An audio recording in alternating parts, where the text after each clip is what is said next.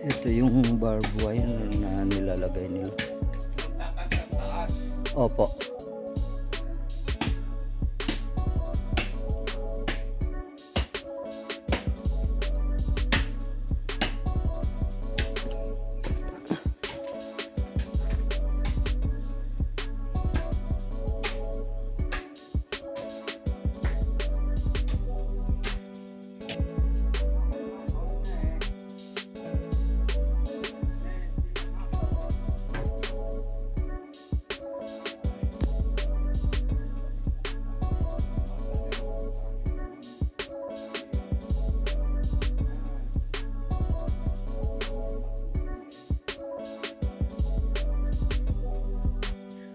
Hello, good morning.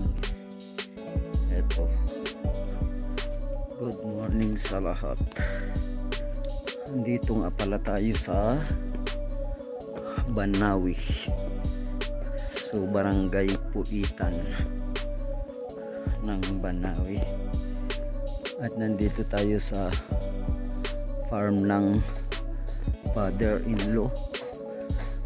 At ating ibibidyo yung ginagawa nila kasi nilalagyan ng bakod itong lupa niya.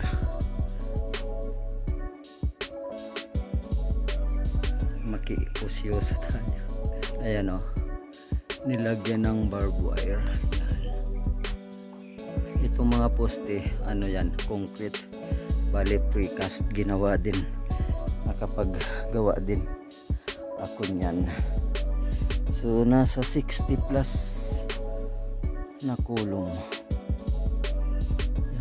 Yun o, may langka, kaya lang may ano yan, langka na yan eh, yung may sira. Yan, yung mga nakaraang taon nakapagkuha ng mga kamuting kahoy dyan, balinghoy yan. So malaki rin ito. Yan. Ito ay tinataniman ng nanay ng mga kamuting kahoy o kung ano-ano. So para pagbalik ulit natin dito, ngayon ay September 5. So kahapon kami pumunta dito at uuwi kami bukas.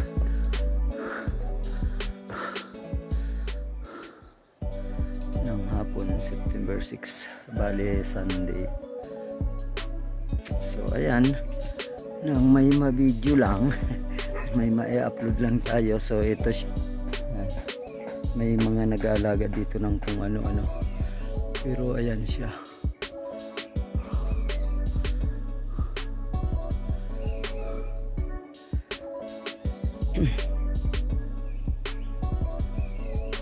Hindi naman ito pala kalakihan, pero pataas lang, masarap mag ano, hanggang doon yung bahay na kulay red. Yan yung kay tatay. Yan. May eskwelahan dyan. Ito ay barangay Puitan ng Banawi.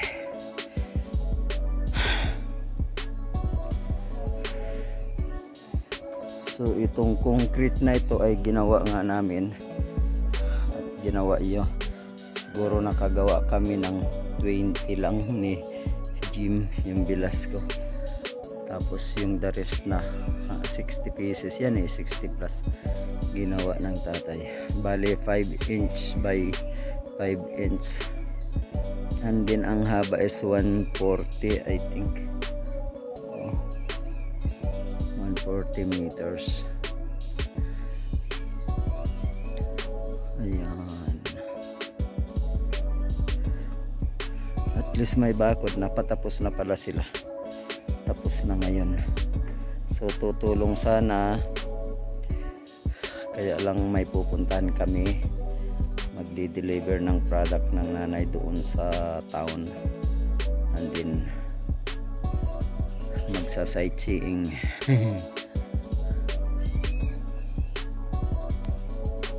May kape rin pala ito. Magtanim ako rito ng balinghoy. Magtanim tayo ng balinghoy dito. Ayan. Eto, maulan din dito parang sa Baguio rin. Tapos nga kahapon nang pagpunta namin dito na balaho yung sasakyan doon sa bandang taas. Na tumagal ng 3 hours kami. So ayan, thank you. At pakalbo na yata ito. Kagigising lang kasi alas 8. Alas 8 sila ngayon ay nagtatrabaho na, at saka yung inuupahan ng tatay na isang gumagawa. Ayan, thank you sa inyong mga nanonood kay Delbo Crew Vlog Official. Ayan, nandito tayo sa farm. Bye bye.